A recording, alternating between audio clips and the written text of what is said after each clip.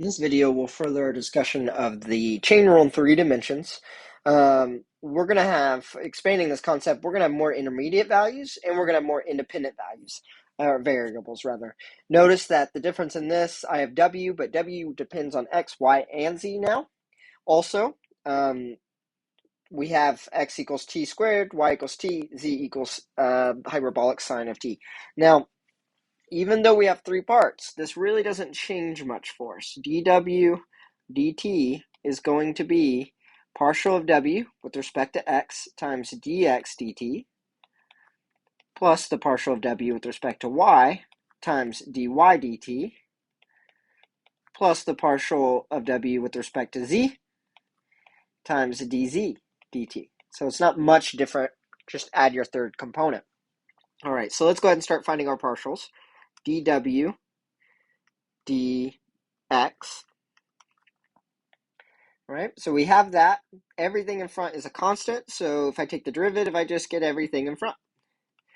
So there's that. Let's do dx dt, which is 2t.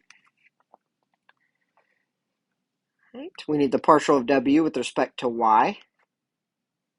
Okay, so the inverse of, or sorry, the derivative of arctan, let me write that in here, is 1 over 1 plus x squared. You should get that memorized. All right, so we have that. So we get 1, and we get that x, so let's just leave the x up there. It's a constant in this case. X over 1 plus y squared z squared.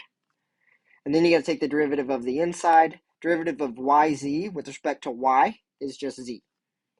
So we get xz over 1 plus y squared z squared.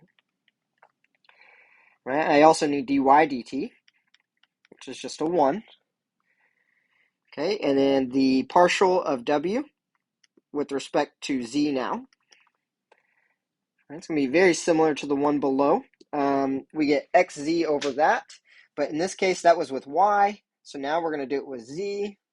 Okay, we should just work it out again. Let's try it. Okay, so I got, if I'm doing with respect to z, I'm going to have a y on top over 1 plus y squared z squared, and then the derivative of yz with respect to z is going to be y. Let's make sure. Oh, this one's still going to be an x up here, not a y. Yeah, because the derivative's the same, except for now the partial's y instead of z. Perfect. Okay, so you could have probably looked to see how this worked out and worked backwards from it. Meaning, like, notice that the y had xz. And yeah, that makes sense. It has the 2 variables that are missing because we did y up here.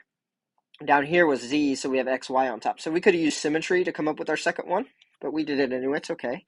And then dz dt.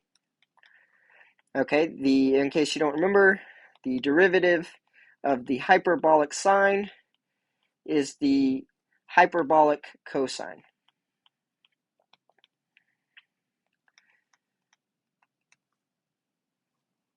Right, so dw dt is arctan of yz times 2t plus xz over 1 plus y squared z squared times 1 plus xy over 1 plus y squared z squared times the hyperbolic cosine. Now, again, this is in that same spot. I think, they didn't have us plug in anything.